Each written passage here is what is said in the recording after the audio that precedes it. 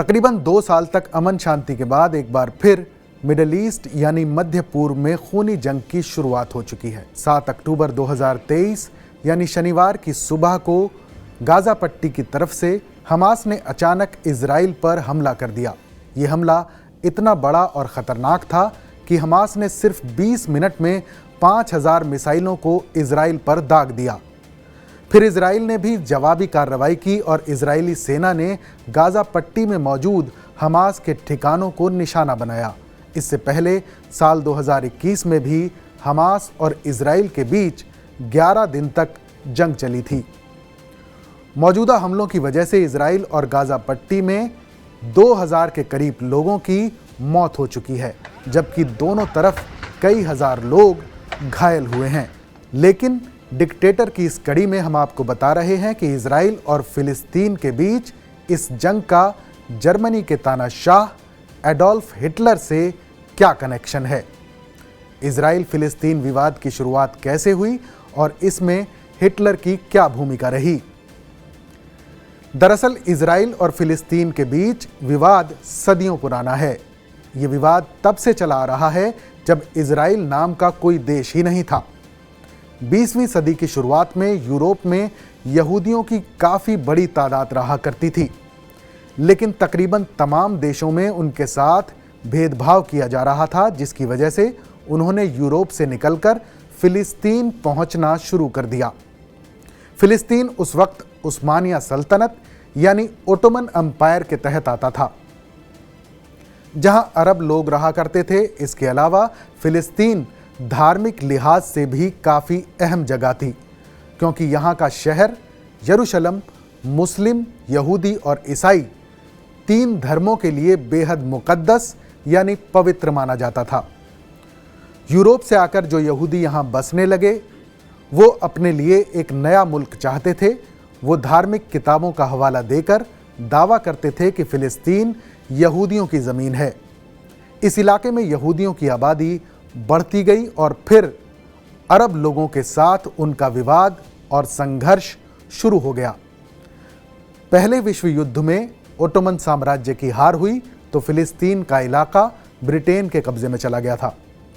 विश्व युद्ध में जीत के बाद फ्रांस और ब्रिटेन ने मिडिल ईस्ट का बंटवारा कर लिया था, तो इससे यहूदी और अरब लोगों के बीच तनाव पैदा हो गया। अब आपको बताते हैं कि इजराइल फिलिस्तीन विवाद में आखिर हिटलर की क्या भूमिका है।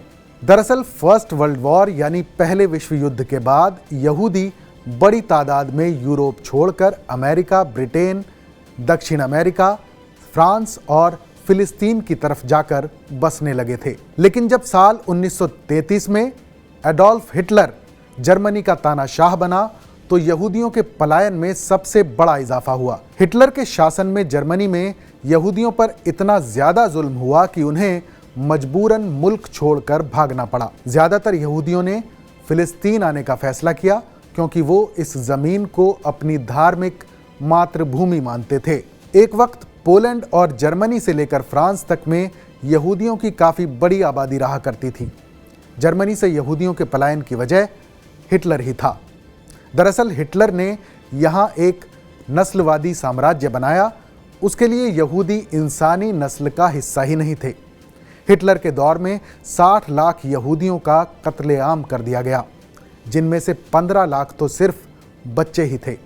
ऐसे में यहूदियों ने वहाँ से जान बचाकर भागना ही बेहतर समझा।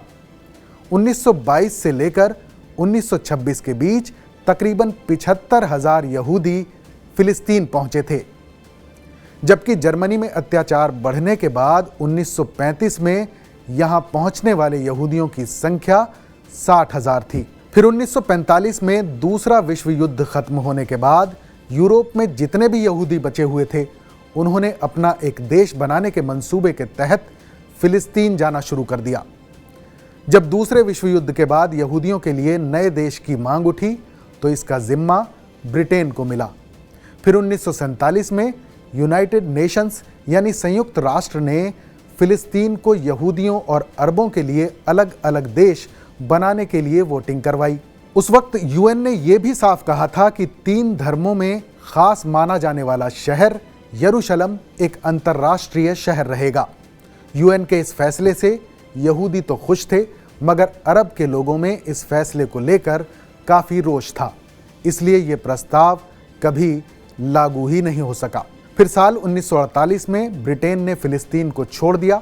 ब्रिटेन के फिलिस्तीन छोड़ने के बाद यहूदी नेताओं ने 14 मई 1948 को खुद ही इजराइल की स्थापना का ऐलान कर दिया।